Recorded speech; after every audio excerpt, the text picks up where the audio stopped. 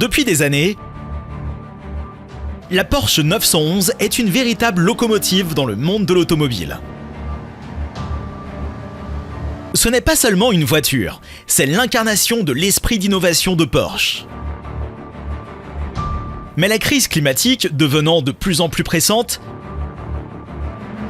la question qui se pose aujourd'hui est la suivante. L'entreprise peut-elle encore produire les passionnantes 911 à moteur à essence? Ou est-il temps de passer à un modèle plus respectueux de l'environnement? Porsche propose une réponse intrigante. La Porsche 911 hybride. C'est un mélange de l'histoire légendaire de la voiture et d'une nouvelle orientation respectueuse de l'environnement. Préparez-vous à plonger dans l'univers captivant de la 911 hybride, où la tradition rencontre l'innovation. Le constructeur automobile s'est fixé des objectifs très ambitieux pour l'avenir. 80% de ses ventes devraient être électriques d'ici 2030. Et à en juger par l'accueil enthousiaste réservé à son nouveau véhicule électrique, la Taycan, il est en bonne voie. Il vise même 50% de ventes de véhicules électriques d'ici 2025. Mais si vous craignez de perdre la sensation classique de Porsche, ne vous inquiétez pas.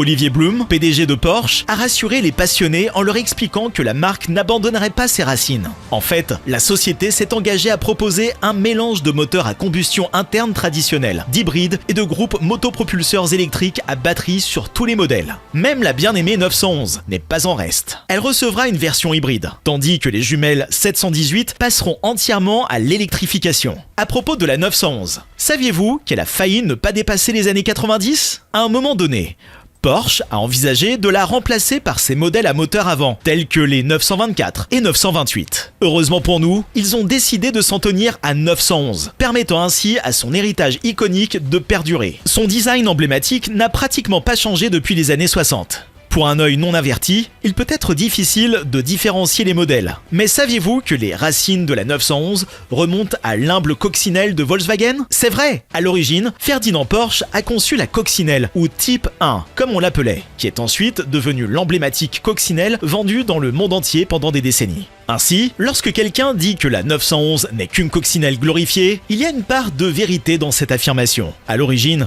la 911 s'appelait 901. Mais un désaccord avec Peugeot sur la convention de dénomination 90X a abouti au nom désormais célèbre de 911. La première 911, présentée au salon de Francfort en 1963, était équipée d'un moteur flat six refroidi par air et monté à l'arrière, également connu sous le nom de moteur Boxer. Les premiers modèles étaient équipés d'un moteur de 2 litres, développant une puissance modeste de 130 chevaux, par coïncidence la même que sa vitesse maximale en miles par heure. Au cours de la décennie suivante, la taille et la puissance du moteur ont augmenté de manière significative. Le moteur de 210 chevaux, 2.7 Carrera RS, est très convoité par les passionnés, grâce à ses performances de haut niveau. Les choses ont pris un sérieux tournant avec la série G, produite entre 1973 et 1989. Ce modèle apporte une nouvelle esthétique et des améliorations technologiques. Il s'agit notamment de la première 911 à être dotée d'un turbocompresseur.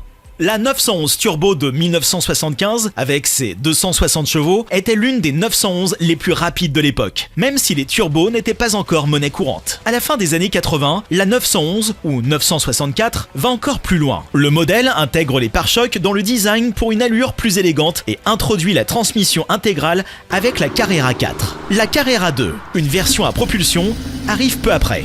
Puis vint la 993, un modèle que de nombreux aficionados de Porsche considèrent encore comme le plus beau et le plus équilibré. Elle était équipée de la première boîte à vitesse manuelle à 6 rapports sur une 911 et de la boîte de vitesse automatique Tiptronic S avec commande au volant. Sous le capot, un moteur flat six de 3,6 litres développant 268 chevaux, puis 282 chevaux en 1996. Voici maintenant la très controversée 996. Après une génération de 911 si appréciée, la 996 refroidie à l'eau a débarqué en 1998 avec quelques récriminations de la part des puristes. En proie à des difficultés financières, l'entreprise a dû procéder à des changements et s'est même tournée vers Toyota pour obtenir des conseils. Le modèle de base est équipé d'un moteur flat six de 3,4 litres développant 300 chevaux. Une 911 turbo à double turbocompresseur a été introduite en 2000 avec une puissance de 414 chevaux. En 2004, la 997 fait son apparition, ramenant les phares ronds et introduisant un design plus raffiné que celui de la 996.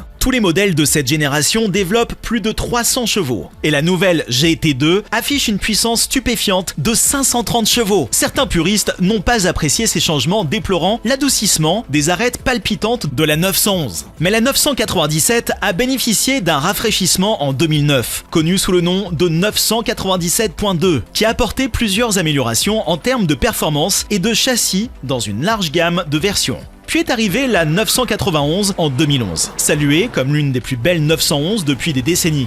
Mais elle n'a pas été exempte de controverses. Le passage à la direction électrique n'a pas été apprécié par tous. Pourtant, elle avait de quoi compenser. Elle a introduit un nouveau niveau de brutalité avec la GT3 RS et a rendu la Targa à nouveau cool. La 991 a été entièrement repensée, avec un châssis plus large pour une meilleure tenue de route et plus d'espace à l'intérieur. Sous le capot, le modèle de base était équipé d'un nouveau moteur Flat Six de 3,4 litres. Développant 345 chevaux. La Carrera S est équipée d'un Flat Six de 3,8 litres, développant 395 chevaux. Parlons maintenant de la 992, l'apogée de plus de 50 ans d'évolution automobile. S'appuyant sur les avancées majeures réalisées par la 991, la 992 est véritablement à couper le souffle. L'une de ses principales caractéristiques est la largeur des ailes arrière que l'on retrouve sur tous les modèles, ainsi que les poignées de portes élégantes et encastrées qui ressortent pour être utilisées. Le capot profilé, qui rappelle la 911 d'origine, et une touche de fraîcheur. À l'intérieur, c'est de la pure magie. Il est équipé de plusieurs écrans numériques, d'Apple CarPlay, d'Android Auto, d'un hotspot Wi-Fi et de 2 ports USB. Toutefois, le tachymètre analogique situé au centre rappelle constamment que l'on se trouve dans une véritable voiture de sport. Un point de discussion intéressant de la 992 était la boîte de vitesse, qui comportait un emplacement pour un moteur électrique. À l'époque, Augustine, l'ingénieur en chef de la 911, avait déclaré que la production d'une voiture hybride n'était pas encore décidée. Passons à la vitesse supérieure et parlons de l'avenir. Ce n'est plus un secret pour personne. Porsche teste un prototype hybride basé sur la 992, la génération 992.2, qui devrait faire ses grands débuts en 2023 en tant que modèle 2024. La Porsche 911 Turbo S hybride devrait être équipée du moteur Flat Six biturbo de 3,8 litres de la voiture de série, complété par un puissant moteur électrique de 136 chevaux. Ce moteur électrique, similaire à ceux des autres Porsche hybrides, pourrait porter la puissance totale de 911 Turbo S hybride à 136 chevaux, de 700 à 800 chevaux. Mais il y avait un obstacle de taille. Les ingénieurs de Porsche ont eu beaucoup de mal à intégrer le groupe motopropulseur hybride dans le design de la 911. Ils devaient s'assurer de l'équilibre et de la stabilité de la voiture. Le design, axé sur les performances, n'a pas été compromis. Bien qu'il ait fallu se serrer la ceinture, ils ont réussi à le faire sans compromettre l'espace du coffre. Cependant, la première Porsche 911 hybride ne sera pas un véhicule électrique hybride rechargeable. Il s'agira plutôt d'un hybride léger, doté d'un système à 400 volts. La partie électrique du groupe motopropulseur sera rechargée par un moteur à 6 cylindres à plat, ce qui permettra d'augmenter les performances en fonction des besoins. Cette configuration implique que la 911 hybride pourrait potentiellement rivaliser, voire dépasser, le temps de 0 à 100 km/h de la 911 Turbo S normale qui est de 2,7 secondes. La rumeur veut que Porsche prépare un tout nouveau châssis pour une refonte majeure prévue pour 2024. Cela signifie plus d'espace pour la créativité et un équilibre parfait dans la série emblématique 911. Et accrochez-vous à vos sièges, car la 911 GT3 pourrait bénéficier d'une mise à jour de son châssis. Le moteur Flat Six à aspiration naturelle de 4 litres offre encore plus de puissance. Les modèles 911 Turbo et Turbo S pourraient également bénéficier d'une augmentation de la puissance de leur moteur biturbo de 3,8 litres. Mais ce n'est pas tout. Passionnés de Porsche, préparez-vous à un rebondissement palpitant. La rumeur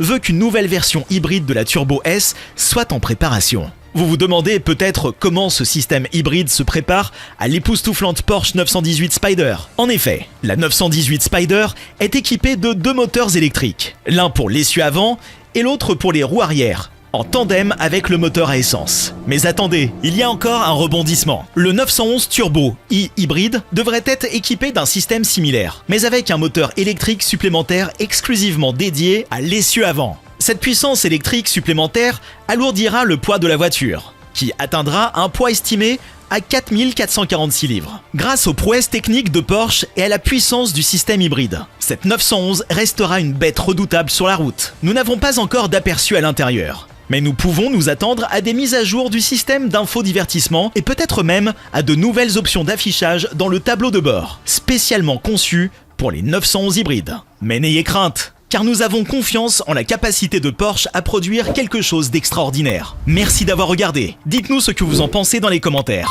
À la prochaine fois.